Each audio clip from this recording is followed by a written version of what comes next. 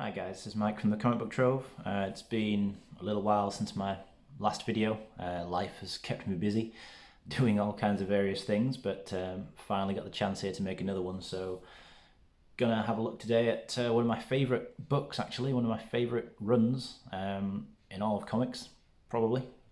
Quite a big statement to say that, but I think it's very true. So this is The Incredible Hulk by Peter David, Omnibus, Volume 1.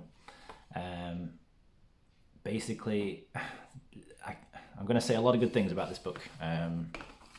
This volume came out at the start of last year, I think January, just before things started to really kick off with COVID. And I remember I hadn't read the book before this came out, this omnibus specifically, so it was completely new to me going in. I'd only heard a few things about it. I knew that Todd McFarlane drew some of the issues. I knew that the Grey Hulk was a big part of the issues in here, but I'd never actually read them. And most of the Hulk comics that I had read in the past were the kind of just the sort of typical Green Hulk smash kind of thing that Hulk has pretty much always been best known for, that iteration of the Hulk. So I'd never really found reading Hulk comics to be particularly interesting. Even though I think the Hulk is a good character, I always thought he worked best as part of a supporting cast, kind of like how he ended up being used in the MCU. But this was the run that really changed my mind on that when I finally got around to reading it last year. It's just so good. It's such a fascinating run. It's funny, it's entertaining throughout. It's great character work and development throughout it. So if we take a quick look at the contents here, you see you get Incredible Hulk 328 and then 331 until 368, and some crossovers / tie-in stuff as well. Web of Spider-Man 44, Fantastic Four 320, and Marvel Comics Presents 26 and 45. Basically everything in here is written by Peter David. If we take a look under the dust jacket here, love this. This is poster originally, I think it was poster artwork by Todd McFarlane. Runs all the way around the book. Very cool. And we'll take a look inside and we'll run through it, and I'll talk about it as I go along, really.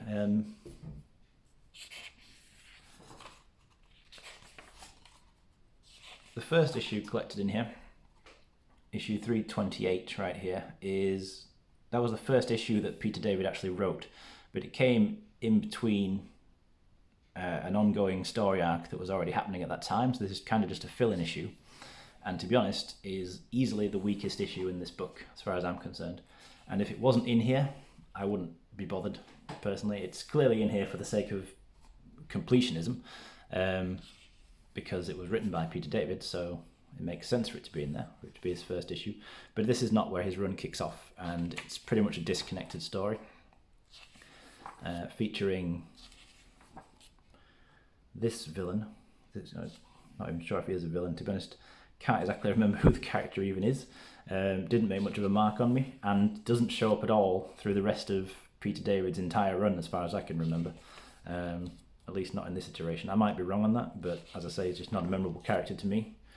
So I don't even really pay this particular issue much attention. If you were going to start reading Peter David's Hulk, whether it's in this omnibus or digitally or what other collections you might find, I would pretty much just say skip over that and start here with 331, because that's where the long run really begins, which is pretty much not broken up at all until around about 12 years later. I think David's last issue writing the Hulk was, I think, issue 467 off the top of my head.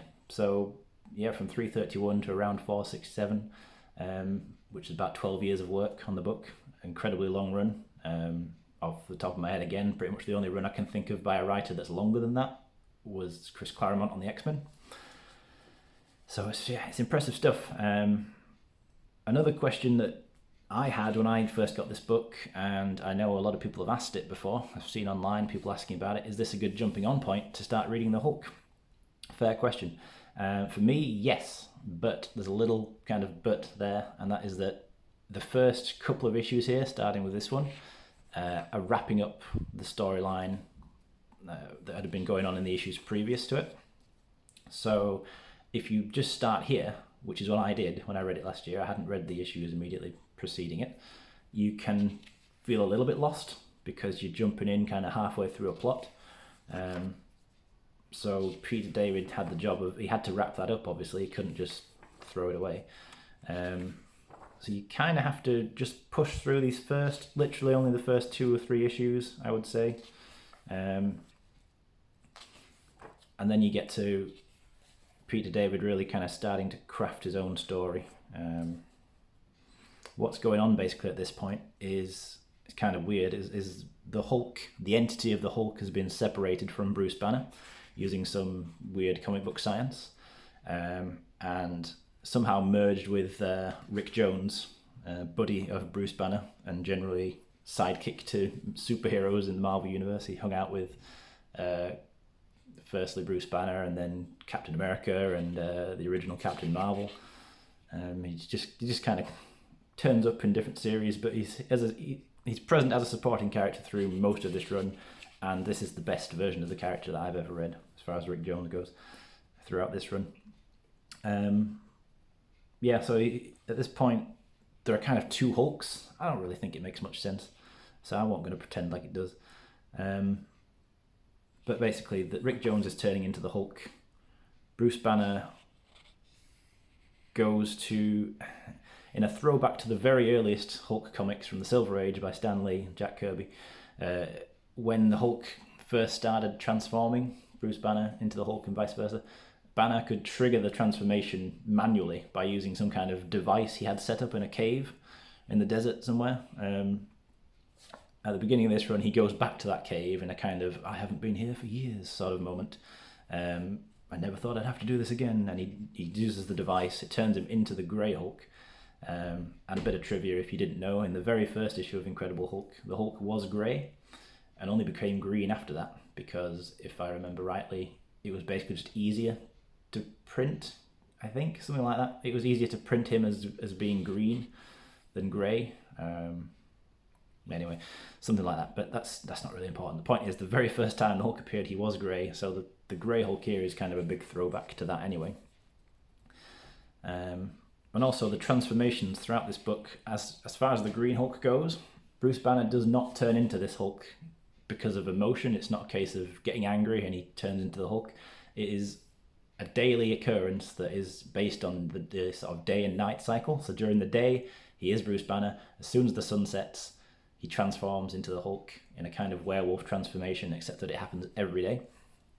And then again, when the sun rises, he'll turn back into Bruce Banner. And they are aware of each other, so they kind of spend each other's half of the day plotting ways to try and get rid of the other. So Bruce Banner hates turning into the Hulk. He's trying to do whatever he can during the day to fix his condition.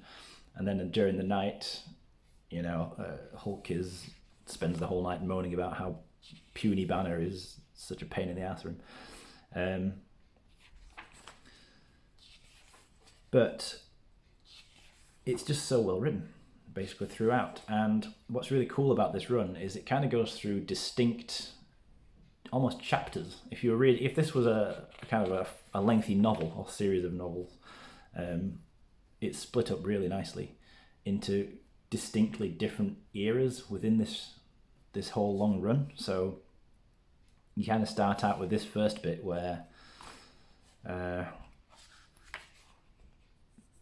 Hulk is basically, at this point, well, Banner's turning back into the Hulk, but nobody knows yet that he's turning back into the Hulk, so he's trying to lay low from his wife. He's married to Betty Ross, who's Betty Banner at this point. They're fairly recently married. This right here, actually, just go back a little bit, sorry, is issue 333. I would say this is where the run really starts to kick off, and this is a really good issue that kind of shows you the sort of tone, the serious kind of tone that Peter David can go for. But he does perfectly balance kind of serious storytelling with quite comedic, light-hearted storytelling. He writes in a really, really good way. But this story is, this woman has a abusive husband, and he's just kind of, I think he's the sheriff of a small town, and he's just kind of a bully. Everyone's afraid of him. He's that kind of typical violent bully figure who's got a position of authority and abuses it. And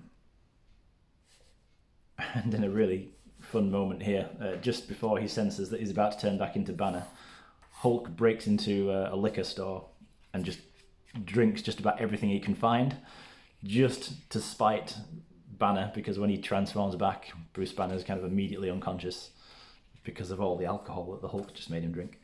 And he just messes with him. Hulk is just kind of an asshole. Grey Hulk is great. He's such a satisfying character to read, because he's just kind of, he's not villainous, but he's definitely far more just selfish and immoral generally than Bruce Banner is. So whereas Bruce Banner is generally a good guy, Hulk is kind of the dark part of his psyche, and the psychological aspect of the Banner Hulk identity's transformation is really the key central theme that Peter David explores. So he dives pretty deep into Bruce Banner's psychology and what it is about him that makes the Hulk who the Hulk is, and vice versa, over the course of this run.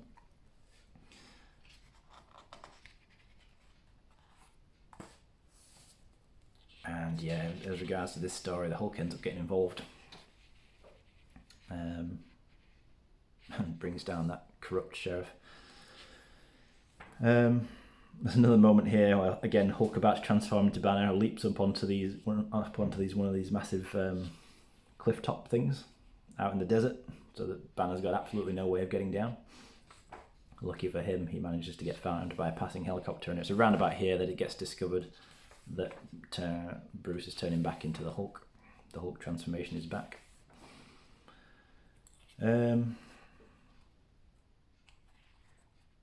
As with other reviews, I kind of don't want to go into too much detail, and I've probably said this on just about every one of my videos, because I could talk about every issue in here in depth, but it would be the longest video ever. It would be too long, and I don't want to spoil everything anyway. So even if I did make a video like that, this is a run, because I love this run so much, I probably do place it second only to Chris Claremont's X-Men for me, as far as long comic book runs go.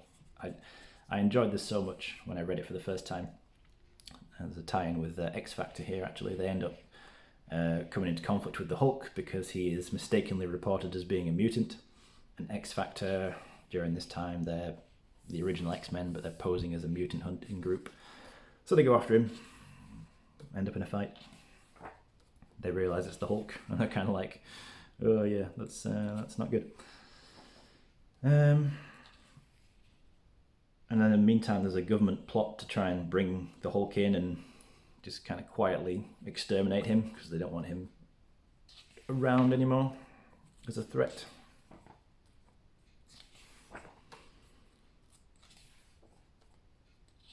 During this time, by the way, I don't think I've commented on this yet, this is all Todd McFarlane art.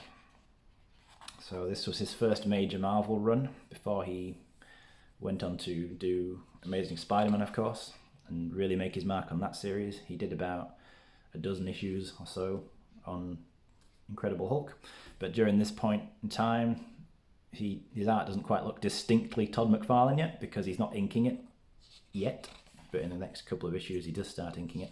So you will notice, you can tell there's a bit of a McFarlane look to the faces in particular. I think the way Todd McFarlane draws faces is incredibly unique when he's inking his own work, but you can just kind of see that it's him, you can tell, but it really shows when he starts to ink his own work here, which is around about now, not quite yet, yeah, not here yet.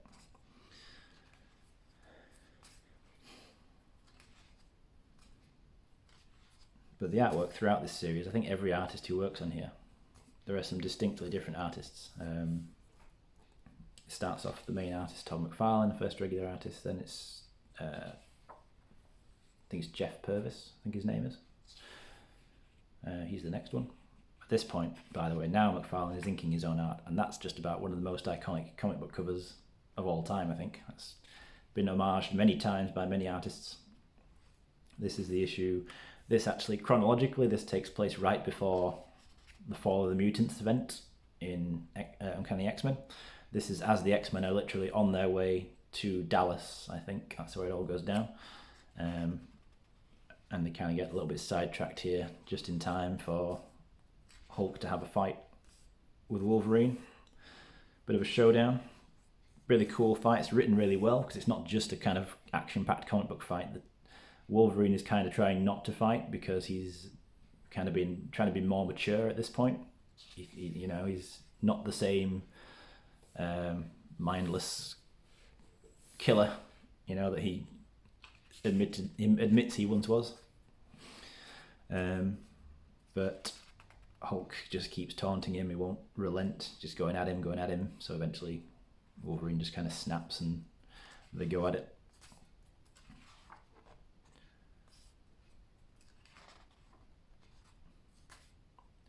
As well, with Todd McFarlane, he's a great artist. I really like his Spider-Man work in particular.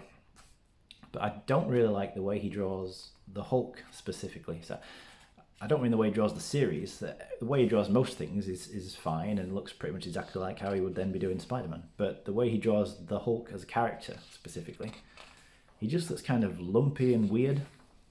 Like, I don't know, just kind of, he's disfigured and odd. I mean, I know that he's the Hulk. He's supposed to be fundamentally a kind of monster character, so he should look kind of monstrous, but he just doesn't look right to me. I don't know what it is. Maybe that's just me, but the way he draws everything else, like I say, it's fine. I've got no issues with everything else. The Hulk to me looks a bit weird. This kind of thing he does here with eyebrows that kind of protrude outwards over his eyes. Yeah, odd. It looks strange. He does it every time. But it's not bad. It just looks odd to me. I don't know. It just kind of looks strange. But I do like the McFarlane issues overall. And this all kind of runs through a plot by the leader. The leader being just about the oldest arch enemy of the Hulk. And it's throughout these issues, he's kind of plotting something. You don't know exactly what, but he's got his own scheme going on, and he ends up luring the Hulk in. They reunite here with Betty Banner. Throughout these issues, they've been kind of on a road trip. So Bruce Banner / the Hulk, depending on the time of day, as well with Rick Jones. And this guy called Quatermain, I think he is. He's a former S.H.I.E.L.D. agent. The three of them are kind of a ragtag band in a kind of souped up RV with all the kinds of gadgets and weaponry, and they're just kind of looking for Betty Banner, and they're on looking for Betty and on a kind of quest, mission, whatever you want to call it, to destroy the gamma bombs that the government has amassed. Of course, it was a gamma bomb that originally turned Bruce Banner into the Hulk, and so they want to get rid of them and prevent A, the destruction that they can cause because they're huge radioactive bombs, and B, the possibility that more Hulk type creatures can be created.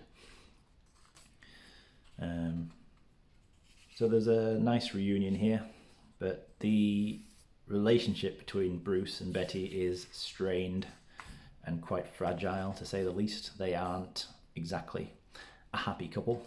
They're newlyweds with the constant shadow of the Hulk looming over them. Betty is written quite sympathetically here because understandably she just is going through quite a lot. Her dad, General Ross, had just died before this run, and Bruce is kind of rubbish at showing emotions, so she wants a proper husband who can support her, who she can talk to, but he is just kind of, a super scientifically minded guy who's also dealing with the stress of the fact that he's the Hulk, so it's not exactly ideal. This scene is really nice though, kind of a proper conversation between the Hulk and Betty, what kind of shows that there is more to this Hulk than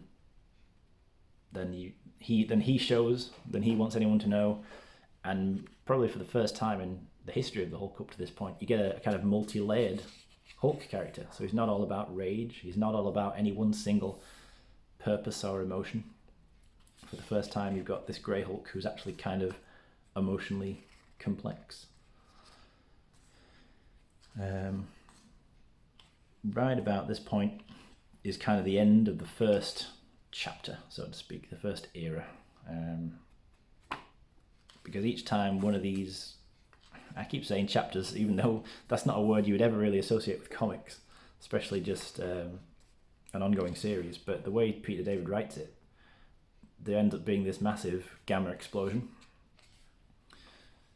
After that, the Hulk is believed to be dead by everybody. He's believed to have been killed in that explosion. Won't go into the details of why or what it was. That's for you to find out if you choose to read it. But that represents the first, really the first segment, chapter, era, whatever you feel best calling it. And this point onwards, issue 347, we move into the next. I'm just going to keep calling it chapters, you know.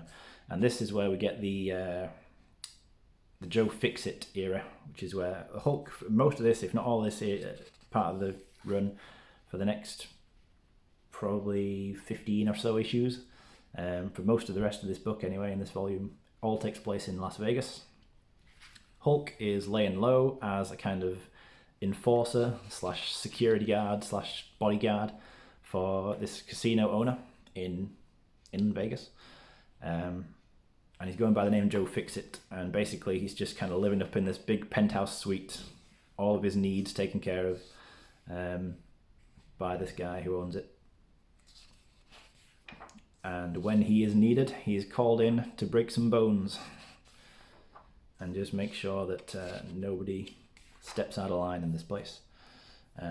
This is also where you get the introduction of this character here, Marlo Chandler, who becomes a kind of, for this part of the run, a romantic interest for the Hulk, and ends up sticking around as a supporting character for the rest of Peter David's Hulk run as well. The artwork here, as you'll see, is distinctly different now from when McFarlane was drawing it.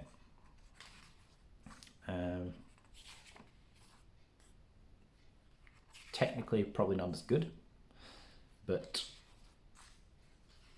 honestly, it's good because each of the different artists who work on it. So you have Todd McFarlane, then you step into Las Vegas. That's Joe Fixit era with Jeff Purvis. It is Jeff, isn't it? Yeah. Basically, every time the artist changes, every time the regular artist changes, it is occurring at the same point in the story narratively, where a significant change occurs and sends the plot off in another direction. So it's kind of like each era is marked with a specific art style. And as soon as, for example, when Jeff Purvis leaves the book, that represents the end of the Joe Fixit era. And this is good fun. This whole bit is great. I love Hulk as Joe Fixit. It's just a cool identity for him. He's trying to maintain some kind of secret identity, even though you would think that's quite difficult as the Hulk. And that is explored in the story. It's not just glossed over. The fact that he's kind of easy to, you would think easy to identify, does come up.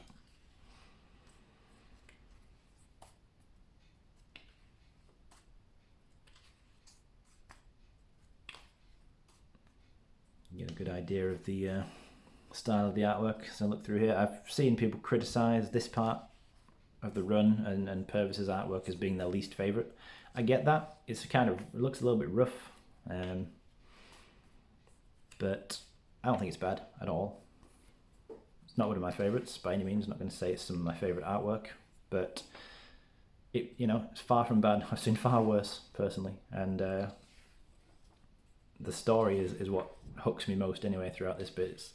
Sometimes when you read a comic, it's the artwork that grabs you. Understandably, it's a visual medium, so you might look at anything by Todd McFarlane, for example, and his artwork is the main draw.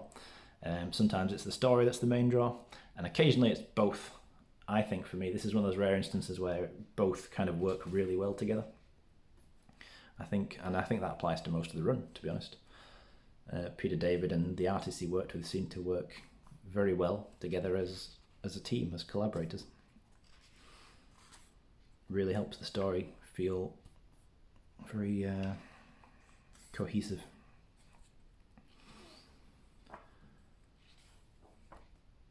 But when I got this book last year, it was the surprise of the year for me. I mean, I know that people who had already read this run were already very familiar with how good it is, but I just, I was late to discovering it. But I couldn't believe I'd missed it for so many years when I did read it. And what I did, when I finished this book, I immediately went onto Marvel Unlimited and I read through the rest of Peter David's entire run, which is about 100 issues after this. So I read through about 100 Hulk issues in a fairly short amount of time because I needed more. I needed more of a fix from it. I couldn't wait until there'd be a possible volume 2. There is now a volume 2. I will review that as well. And we've got volume 3 coming out next month, so I'm incredibly happy about that.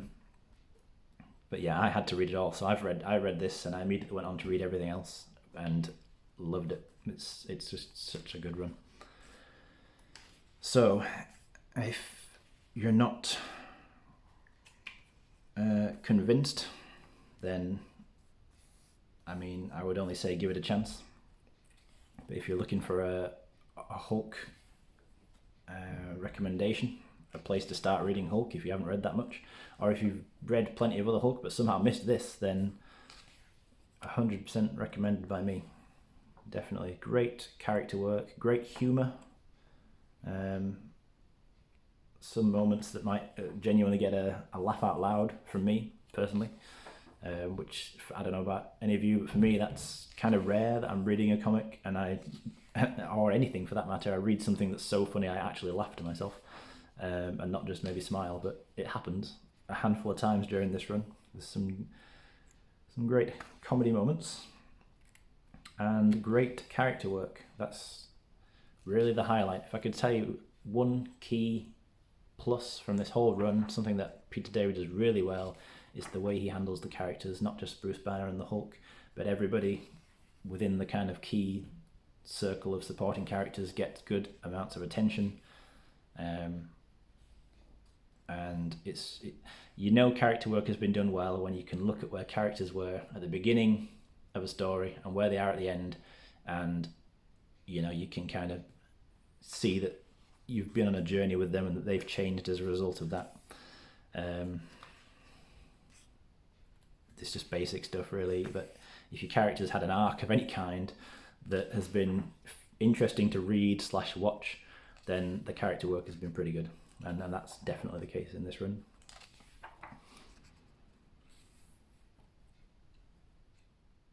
And just about here at the end of this run, we're past the Joe Fixit era now. There are about 2 or 3 issues with guest artists until the next major artist comes in, and that would be Dale Keown. You'd only see one issue of his artwork in here, right at the very end. And then in volume 2 of this omnibus, you move on to Keown becoming the regular artist, and Dale Keown is probably my favourite artist to work on this series during Peter David's run. Him and Gary Frank, who came after Keown, they both do really good work. And those two happen to do the art for what I think is probably just the best part of the run overall. But there isn't a bad point in any of this run until maybe the very end. I think it gets a little bit weaker at the very back end of the run. The final 20 issues or so seem to lose a little bit of momentum, but it's good throughout. But it's brilliant throughout all of this. Hulk here looking very sort of skinny and weak. He's been poisoned during this storyline, so he's kind of wasting away, and he's fighting against time to try and get a cure. So if you're seeing these issues and thinking, well, this is Dale Keown art, by the way, but if you're thinking, well, he's drawing a pretty skinny Hulk, I don't know about that. It's only for this issue. Don't worry. That's not how he always draws the Hulk. And then this is the final issue in the book, 368. It is pretty much kind of a fill-in issue, a little bit. But yeah, it's all wrapped up there, and there's just a couple of bonus stories here in the end of the book. You get some extras. There's that poster from the wraparound on the book.